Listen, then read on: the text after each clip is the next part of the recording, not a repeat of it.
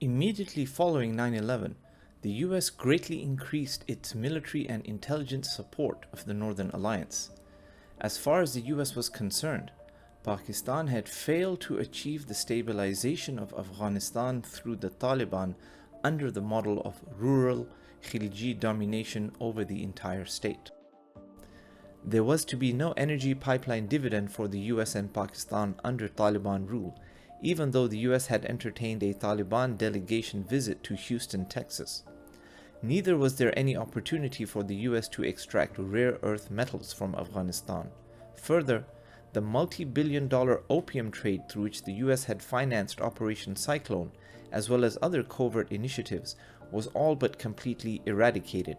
Worse still, Pakistan had carved out for itself strategic depth in Afghanistan to mitigate the threat of bifurcation through Sindh and Punjab that its military planners had feared from India. This eliminated a major means through which the US could exert strategic and political pressure upon Pakistan. Pakistan had also effectively eliminated the threat of cross-border insurrection across the Durand Line, particularly in Baluchistan, through which the US and India had pressured Pakistan for political and military support and alignment. Pakistan had effectively used the Taliban's control over the vast majority of Afghanistan to insulate itself from military pressure from India and the US.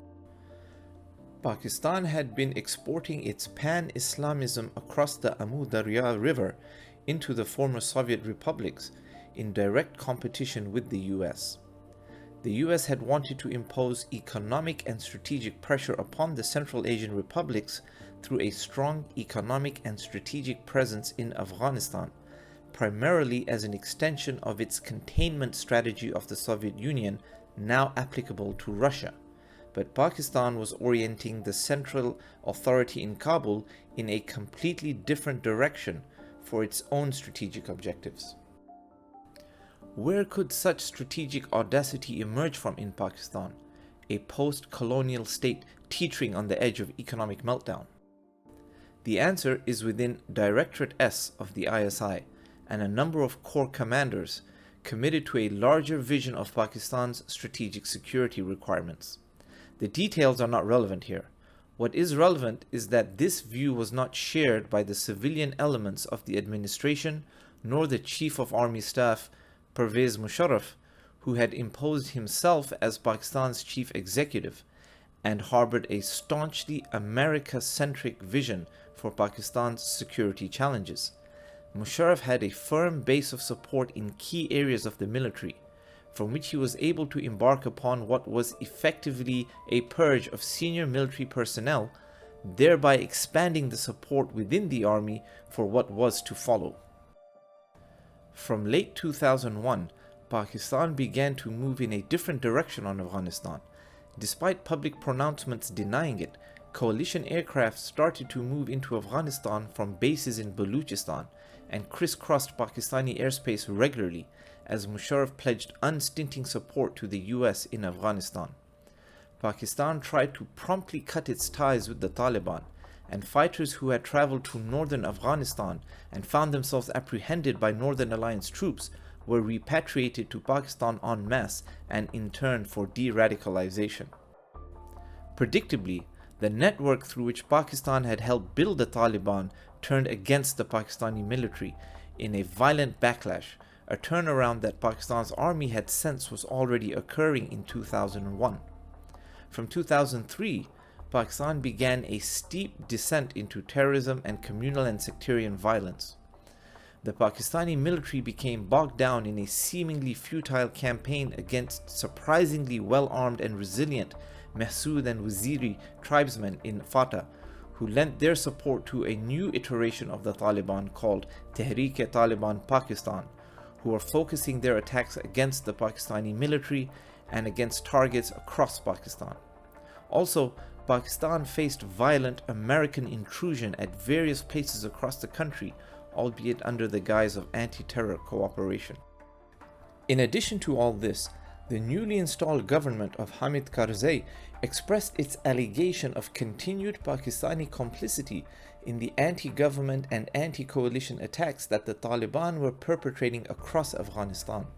At the same time, Karzai oversaw the rebuilding of Afghan ties with India, much to the chagrin of Pakistan, which had seen a massive conventional build-up on the Pakistan-India border between 2002 and 2003. In a period of 2 short years, Pakistan had gone from a position of expansion of influence and strategic security to now facing the prospect of aggression on both borders and an unprecedented wave of domestic terrorism as well as tribal insurrection.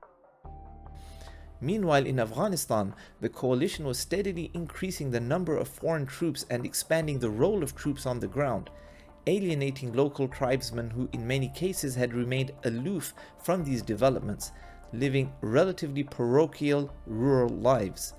Now they were being harassed by foreign troops accusing them of harboring insurgents.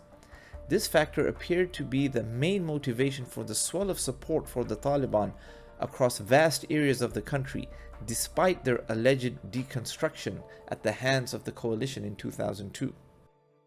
Along with the expansion of areas of operation of coalition troops came an expansion in the cultivation of poppy and the preparation and distribution of opiate derivatives, namely heroin, for export. Where in 2001, the UN Drug Control Program announced that opiate production had been virtually eliminated under the Taliban, by 2007 it was a $7 billion industry, the vast majority of which was concentrated around areas in which the coalition forces were active. This correlation was not lost on many, as it became apparent that the coalition was tolerating the cultivation of poppy in order for farmers not to be forced into poverty, earning vital support for ISAF from rural tribesmen. In response, the Taliban adapted their stringent Islamic jurisprudence, or fiqh, to the political vulnerability and did not eradicate poppy cultivation in the areas in which they were gaining influence once again, in order to win and maintain the support of rural farmers. This worked.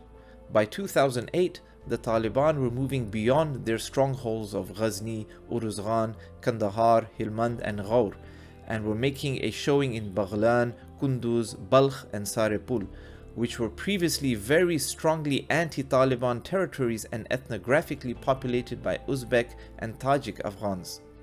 Now the 10-man leadership shura of the Taliban started to become more diverse to reflect the ethnic makeup of the country. Responding to this Taliban resurgence, the Obama administration embarked upon a massive troop surge in 2009, which would maintain over 100,000 personnel in country for the next 2 years. The surge effectively did nothing to stem support for the Taliban, nor the elimination of the narco-trade, which was continually expanding in both volume and area. What the surge did do is militarize the border with Pakistan, interrupting any attempt by Pakistan to exert pressure on the ground in Afghanistan through supplying manpower and hardware to the growing number of insurgent groups emerging around the country. Pakistan responded through a series of high-profile attacks on the US logistical supply chain through Pakistan's Torkham and Chaman crossings. These were followed by a number of fire exchanges between US and Pakistani troops along the Durand Line, leading to a spike in tensions that was only exacerbated by the events in Abbottabad on May 2, 2011. I'm your host, Dr. Omar Khan. Thank you for joining me on Insight.